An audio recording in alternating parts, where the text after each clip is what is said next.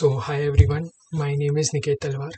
तो मैं आप लोगों के लिए एक प्रैक्टिकल ऑडिट सीरीज़ लेकर आया हूँ, जिसके अंदर अपन सीखेंगे कि कैसे प्रैक्टिकल ऑडिट करनी चाहिए, क्या क्या डॉक्यूमेंट्स अपने को पता होने चाहिए ड्यूरिंग द ऑडिट जब अपन ऑडिट करने जाते हैं किसी क्लाइंट के यहाँ पे। तो और क्या क्या अपने को वर्किंग पेपर कैसे बनाने होते हैं, क्या क्या चीज़ें अपने को ध्यान में रखनी चाहिए जब अपन ऑडिट करते हैं उससे पहले। ठीक है, तो प्री ऑडिट प्लानिंग में अपने को क्या क्या चीज़ें ध्यान रखनी चाहिए, मतलब आप कभी भी किसी क्लाइंट की ऑडिट करने जाओ तो आपको उससे पहले ये सारी चीज़ें पढ़ लेनी चाहिए, जिससे आपका जो ऑडिट करोगे तो आपको ज़्यादा नॉलेज मिलेगी और ज़्यादा अंडरस्टैंडिंग आएगी और आपके ऑडिट जो है वो more effectively and efficiently conduct कर पाओगे आप लोग। ठीक है, तो ये जो ऑडिट सीरीज़ है वो मेजर फोकस तो इसमें क्या है ना, जो आपके सीए स्टूडेंट्स या फिर जो आर्टिकल्स हैं, जो अभी नई नई पहली पहली बार ऑडिट करने जा रहे हैं, उन लोगों के लिए बहुत इंपॉर्टेंट है। And let's start. तो things you must know before starting the audit, या आज मैंने इसी का यही टाइटल रखा है कि आपको क्या क्या चीज़ें ध्यान में रखनी चाहिए। ठीक है, तो सबसे पहले प्री ऑडिट प्लानिंग के बारे में अपन समझते हैं कि अपने को प्री ऑडिट प्लान करना जरूरी क्यों है।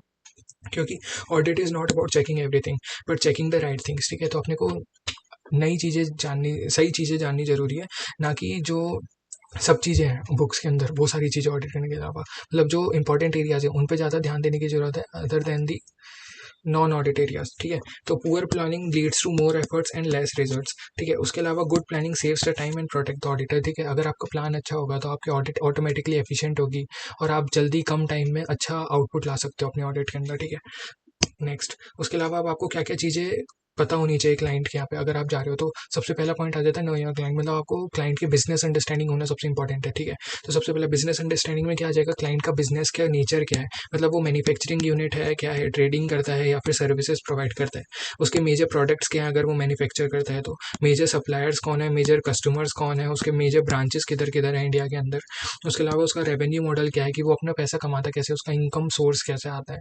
ठीक है, वो आपको पता होना चाहिए। उसके अलावा group companies and related parties कौन कौन है, ठीक है, उस क्लाइंट की, उस कंपनी की। या और ये आपको कैसे पता चल सकता है, आप वेबसाइट देख सकते हो उस कंपनी की, या फिर एनुअल रिपोर्ट या ऑडिट रिपोर्ट पढ़ सकते हो उस कंपनी की, या फिर डिस्कशन कर सकते हो आप ऑडिट टीम के साथ में। ठीक है, तो ऐसे आपको बिजनेस अंडरस्टैंडिंग हो सकती है क्लाइंट की। अब जिस कंपनी में मैं ऑडिट करता हूँ, मतलब जिस फर्म में मैं एज एन आर्टिकल ज्वाइन हुआ था, तो वहाँ पे हम लोग क्या करते थे, एक स्ट्रक्चर्ड डॉक्यूमेंट बनाते थे जिसके अंदर जितनी भी क्लाइंट से रिलेटेड बेसिक इन्फॉर्मेशन हैं जो मैंने आपको अभी यहाँ बताई, वो सारी हम लोग उसके अंदर पहले ही फ्रेम करके रखते थे, जिससे कोई नया न्यू मेंबर आता है ऑडिट टीम के अंदर तो वो डॉक्यूमेंट पढ़ेगा और उसको पता चल जाएगा कि हाँ ये सारी चीज़ें हैं जिसके अंदर क्लाइंट डील करता है। तो मैं आपको वो डॉक्यूमेंट दिखाता हूँ कि वो डॉक्यूमेंट हम लोग कैसे बनाते थे। सबसे पहला ये कंपनी प्रोफाइल करके हमने उस डॉक्यूमेंट का नाम दिया हुआ था कि कंपनी प्रोफाइल है। ठीक है, उसके अंदर ये सारी बेसिक डिटेल्स आ जाती थी, आरओसी वगैरह, किधर कॉर्पोरेट आइडेंटिफिकेशन नंबर है, डेट ऑफ इनकॉर्पोरेशन वगैरह, ये सारी चीज़ें उसके अंदर आ जाती थी। उसके अलावा पैन कार्ड नंबर, ये सब चीज़ें अपन डाल देते थे। ठीक है, उसके अलावा फिर कितने एम्प्लॉयज़ है उस कंपनी के अंदर वो आ जाता था, टोटल लैंड कैपेसिटी आ जाती थी उस कंपनी की कितनी, कौन कौन बोर्ड ऑफ डायरेक्टर्स एंड केएमपीज हैं, वो अपने को पता चल जाता था कि ये होल टाइम डायरेक्टर हैं, कब से उन्होंने अपना पोजीशन स्टार्ट करी है इस कंपनी के अंदर। एक ब्रीफ ओवरव्यू दे देते थे कंपनी का कि 120 कंपनीज ये था, मतलब कंपनी के बारे में एक ब्रीफ ओवरव्यू अपन ने बता दिया। उसके अलावा फंक्शनल हेड उस कंपनी के अंदर कौन कौन है और कब से स्टार्ट हुए हैं एंड कब तक वो इस कंपनी के अंदर ये पोजीशन होल्ड करते थे, वो एक मैंने इसके अंदर बता दिया। इसके अलावा फिर एक brief overview of the manufacturing plant. अब ये कंपनी जो थी इसके अंदर टोटल 4 मैन्युफैक्चरिंग यूनिट थे। ठीक है, 3 गुजरात में, 1 महाराष्ट्र में, तो वो मैंने बता दिया और उसकी टोटल प्रोडक्शन कैपेसिटी क्या थी वो मैंने बता दिया। ठीक है, उसके बाद में कौन कौन से सर्टिफिकेशन इन लोगों ने होल्ड करके रखे हैं और कब से ये प्लांट जो है वो कमीशन हुआ था, वो सारी चीज़ें बेसिक डिटेल्स मैंने बता दिया। इसके अलावा फिर कौन कौन से प्रोडक्ट कंपनी बनाती है वो आपको पता होना चाहिए। उसके अलावा फिर ऑडिटर्स की डिटेल्स की, कौन स्टैट्यूटरी ऑडिटर है, कौन इंटरनल ऑडिटर है, वो डिफरेंट ऑडिटर्स की डिटेल आ गई। फाइनेंशियल हाइलाइट्स बता दिए कंपनी के कि टर्नओवर कितना है, नेटवर्थ कितना है, प्रॉफिट आफ्टर टैक्स कितना है। फिर major assets and liabilities company के बारे में ईयर ऑन ईयर कंपैरिजन दी थी, जिससे आपको एक पता चल जाए कि हाँ ठीक है ये एक फाइनेंशियल पोजीशन है कंपनी की जहाँ पे कंपनी स्टैंड करती है। उसके अलावा फिर सब्सिडरी एंड जॉइंट वेंचर की डिटेल दी थी कि कौन सी कंपनी कितना स्टेक होल्डिंग करती है। ठीक है, उसके अलावा फिर major transactions with the group company, ये आपको पता होता है, रिलेटेड पार्टी ट्रांजेक्शन्स, ये बहुत इंपॉर्टेंट है। तो ये आपको डिस्क्लोज करना पता होना चाहिए कि कितने रिलेटेड पार्टी ट्रांजेक्शन जो है वो होते हैं कंपनी के अंदर, टोटल कितने जीएसटी रजिस्ट्रेशन है, तो 23 जीएसटी रजिस्ट्रेशन थे इस कंपनी के, तो वो मैंने बताया इस बार। शेयर होल्डिंग पैटर्न, अब क्या होता है ना कंपनी की बेसिकली एक ये समराइज्ड वर्जन है कि कितने शेयर होल्डिंग पैटर्न कंपनी के अंदर है, कौन कौन जो मेजर शेयर होल्डर्स है कंपनी के अंदर, वो एक डिटेल मैंने यहाँ पे दी है ईयर ऑन ईयर। ठीक है, फिर आ जाता है मेजर कस्टमर्स कौन कौन है, मेजर कॉम्पिटिटर्स कौन कौन है। ठीक है, तो मेजर कॉम्पिटिटर्स का यहाँ पे क्या, मैं ये क्यों दिया है मैंने डाटा, मेजर कॉम्पिटिटर्स इसलिए कि मेरी कंपनी, मेरा मतलब मेरा जो क्लाइंट है वो कॉम्पिटिटर्स के पोजीशनिंग में किधर स्टैंड ऑफ करता है, तो वो एक पता लगाने के लिए कि ये उसकी फाइनेंशियल पोजीशन है। उसके अलावा सेल्स हाईलाइट अपने ने बता दिया, मेजर कस्टमर्स कौन कौन है, मेजर वेंडर्स कौन कौन है वो बता दिया, सॉफ्टवेयर कौन सा कंपनी यूज़ करती है, जैसे यहाँ पे SAP ERP यूज़ होता था तो वो मैंने बताया। उसके अलावा अदर सर्टिफिकेशंस अगर कुछ कंपनी ने लिए हुए हैं तो वो अपन ने बताया। ठीक है, तो ये ब्रीफ एक कंपनी प्रोफाइल हम लोग बनाते हैं जहाँ पे आपका सारा बेसिक डाटा जो आपको पता होना चाहिए बिफोर स्टार्टिंग एन ऑडिट वो इस डॉक्यूमेंट के अंदर हम लोग इंक्लूड करते हैं। इसके अलावा नेक्स्ट आ जाता है अपना क्या कि आपको एप्लीकेबल लॉज एंड रेगुलेशंस के बारे में पता होना चाहिए कि कंपनी पे कौन कौन से लॉज एंड रेगुलेशंस अप्लाई होते हैं। जैसे कारों की एप्लीकेबिलिटी है कि नहीं, कंपनीज एक्ट LLP एक्ट लगता है, कौन सा एक्ट लगता है, इंडियस की एप्लीकेबिलिटी है कि AS की एप्लीकेबिलिटी है, GST रजिस्ट्रेशन कंपनी ने कहाँ कहाँ पे लिए हुए हैं। उसके अलावा कोई इंडस्ट्री स्पेसिफिक रेगुलेशन है तो वो आपको पता होना चाहिए। उसके अलावा नेक्स्ट अगर अपन देखें तो वो क्या हो जाता है, last year audit file and report आपको पढ़नी चाहिए। सबसे पहले आपको क्या है ना, ऑडिट स्टार्ट करने से पहले एक बार लास्ट ईयर का ऑडिट फाइल जरूर गो थ्रू करनी चाहिए। उसके अंदर आपको पता चलता है क्या कि कैसे वर्किंग पेपर्स डिजाइन हुए थे, क्या क्या ऑब्जर्वेशंस थी ऑडिट टीम की, क्या क्या क्वेरीज रेज की थी ऑडिट टीम ने। ठीक है, उसके अलावा ऑडिट रिपोर्ट में आप क्या देख सकते हो, EOM para, OM para, KM para, ये 3 मेजर इंपॉर्टेंट पैराज होते हैं ऑडिट रिपोर्ट के अंदर, कि जिसके अंदर जो भी ऑडिटर ने डिफिकल्टीज फेस की थी या फिर कोई की ऑब्जर्वेशन है फ्रॉम द ऑडिटर साइड, तो वो आपको लास्ट ईयर की पता चल जाती है जो आपको करंट ईयर में ध्यान में रखनी चाहिए ड्यूरिंग द ऑडिट। उसके बाद में आ जाता है इंटरनल ऑडिट रिपोर्ट। आपको इंटरनल ऑडिट रिपोर्ट जरूर पढ़नी चाहिए, बहुत इंपॉर्टेंट है। इंटरनल ऑडिट रिपोर्ट में आपको क्या पता चलता है, इंटरनल ऑडिट रिपोर्ट जो है ना बेसिकली एक ऐसा डॉक्यूमेंट है जहाँ पे कंपनी की इन ऑपरेटिंग एफिशिएंसी के बारे में पता चलता है कि मतलब कौन कौन से रिपीटेड ऑब्जर्वेशन है जो कंपनी सही नहीं कर रही है, या फिर कहाँ कहाँ पे कंट्रोल डेफिशिएंसी है कंपनी की जहाँ पे स्टैट्यूटरी ऑडिटर को ज़्यादा ध्यान रखना चाहिए। ठीक है, प्रोसेस वीकनेस किधर है, फ्रॉड रिस्क फैक्टर्स हो सकते हैं। उसके बाद में आ जाता है फिर मिनट्स के बारे में। ये मिनट्स पढ़ना भी बहुत इंपॉर्टेंट है। अब मिनट्स क्या है ना, बहुत से लोग छोड़ देते हैं कि मिनट्स क्यों पढ़ने हैं, रीज़न क्या है मिनट्स पढ़ने का। तो क्या होता है, मिनट्स के अंदर क्या है ना, कुछ ऐसी इन्फॉर्मेशन भी रहती हैं कभी कभार जो अपनी बुक्स में तो इम्पैक्ट कर ही नहीं है बट वो मिनट्स में रिकॉर्ड हो गई है।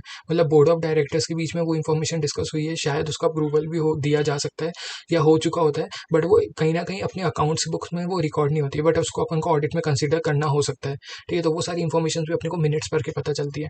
ऑडिट कमेटी के मिनट्स हो सकते हैं या फिर बोर्ड ऑफ डायरेक्टर्स के मिनट्स हो सकते हैं, तो वो सारी चीज़ें अपने को पढ़नी जरूरी है। ठीक है, उससे अपने को जैसे क्या मेजर कॉन्ट्रैक्ट्स एंड एक्सपेंशन है वो अपने को पता चलते हैं। रेजिग्नेशन अगर किसी डायरेक्टर या CFO ने दिया है तो वो अपने को पता चलेगा। उसके अलावा रिलेटेड पार्टी ट्रांजेक्शन का अप्रूवल, ये भी बहुत इंपॉर्टेंट रोल प्ले करता है स्टैट्यूटरी ऑडिट में, कि RPT का अप्रूवल जो मिला है उससे अपने को पता चलता है कि अपने अपने ऑडिट के अंदर जितने भी RPT ट्रांजेक्शन है वो अपने कवर किए हैं, कोई ऐसा ट्रांजेक्शन तो नहीं है जो अपन से छूट गया हो, तो वो भी अपन यहाँ से एक बार क्रॉस चेक कर सकते हैं। इसके अलावा आ जाता है अकाउंटिंग पॉलिसीज के बारे में पता होना चाहिए। अब इसका एक सिंपल एग्जांपल बताता हूँ। मैं किसी कंपनी के यहाँ पे ऑडिट करने गया हूँ एज एन आर्टिकल। अब मेरे को डेप्रिसिएशन चेक करना है, तो डेप्रिसिएशन चेक में अब मैं कैसे पता करूँगा, क्योंकि मेरे को WDV मेथड लगाना है, SLM मेथड लगाना है, प्रोडक्शन यूनिट बेस्ड मेथड लगाना है। ठीक है, तो वो मेरे को कैसे पता चलेगा, मेरे को पहले अकाउंटिंग पॉलिसी पता होनी चाहिए कंपनी की कि कंपनी WDV मेथड फॉलो करती है, तो फिर मैं WDV मेथड ही अप्लाई करूँगा, जिससे मेरे को पता चलेगा कि कंपनी ने जो डेप्रिसिएशन कैलकुलेट करा है वो एक्यूरेट है कि नहीं। ठीक है, इसके अलावा रेवेन्यू रिकॉग्नाइजेशन में भी अकाउंटिंग पॉलिसी हेल्प करती है। अदर देन दिस, फिर अगर प्रोविजन रिक्वायरमेंट है, जैसे प्रोविजन फॉर बेड डेट्स बनाना है, तो प्रोविजन फॉर बेड डेट्स के लिए भी आपको कितना परसेंटेज प्रोविजन बनना चाहिए for the debtors ageing between 1 to 2 years, वो आपको पता चलेगा। या फिर ऐसा केस हो सकता है जहाँ पे आपको डेटर को राइट ऑफ करना है बुक में से, तो वो कब होगा, मोर देन 3 ईयर्स में अगर ऐसा कोई केस बना रखा है कंपनी ने। तो ये सारी चीज़ें आपको प्रोविजनिंग से, एस्टिमेशन से रिलेटेड वो कहाँ पता चलती है, अकाउंटिंग पॉलिसीज के अंदर पता चलती है कि अकाउंटिंग पॉलिसी के अंदर कंपनी ने क्या पॉलिसी अडॉप्ट करके रखी हुई है। इसलिए ये पढ़ना भी बहुत इंपॉर्टेंट है। उसके अलावा आ जाता है understanding the client process flow. अब क्लाइंट प्रोसेस फ्लो पढ़ना मेरे को क्यों जरूरी है, अब मेरे को क्या है ना, सबसे पहले स्टार्ट टू एंड के बारे में पता होना चाहिए कि कंपनी का अगर कोई ट्रांजेक्शन फ्लो होता है तो वो स्टार्टिंग कैसे होती है और उसका एंड कहाँ पे होता है। ठीक है, तो ये अपने को पता होना बहुत जरूरी है। इसके अंदर अपने को IFC रिपोर्टिंग आ जाती है। फिर पेरोल प्रोसेसिंग सिस्टम कंपनी का कैसा है, ये एग्जाम्पल्स हैं। ठीक है, तो वो आपको पता होना बहुत जरूरी है। उसके अलावा आ जाता है रेड फ्लैग्स। अब रेड फ्लैग्स आइडेंटिफाई करना क्यों, अब रेड फ्लैग्स होता क्या है, सबसे पहली बात, रेड फ्लैग्स होते हैं ऐसे एरियाज जहाँ पे कंपनी ने, मतलब ऐसे एरियाज जहाँ पे फ्रॉड होने के या फिर इरेगुलरिटीज होने के चांसेस बहुत ज़्यादा हैं, मतलब जिन पे अपने को ऑडिटर को ज़्यादा फोकस या अटेंशन देने की ज़रूरत है। जैसे कि सडन रेवेन्यू इंक्रीज हो गया एट द ईयर एंड, या फिर हाई प्रॉफिट्स आ गए बट नेगेटिव कैश फ्लो है मेरा, या फिर अनयूजुअल रिलेटेड पार्टी ट्रांजेक्शन हुआ है ड्यूरिंग द ईयर। तो ऐसे एरियाज पे अपने को ऑडिटर को ज़्यादा फोकस देना चाहिए एंड ज़्यादा questionable and professional scepticism follow करना चाहिए। उसके बाद में आ जाता है ऑडिटर माइंडसेट। अब प्रोफेशनल स्केप्टिसिज्म के अभी मैंने बताया ही था कि आपको जो है do not accept explanation without the evidence. हमेशा आपको एविडेंस होना चाहिए आपके पास में, मतलब प्रूफ होना चाहिए या कोई डॉक्यूमेंट होना चाहिए सफिशिएंटली जो आपके एक्सप्लेनेशन को सपोर्ट कर पाए। उसके अलावा कभी भी आपको क्लाइंट के एक्सेल पे रिलाई नहीं करना है, आपको हमेशा अपना खुद का ऑडिट डॉक्यूमेंटेशन बनाना है, उसके अंदर खुद के ऑडिट प्रोसीजर्स लगाने हैं, आपको वेरीफाई करना है कि क्लाइंट ने जो डाटा प्रोवाइड किया है वो कंप्लीट है कि नहीं, एक्यूरेट है कि नहीं, ठीक है। उसके बाद में ही आपको उसको as a proof, as a evidence रखना है आपके पास।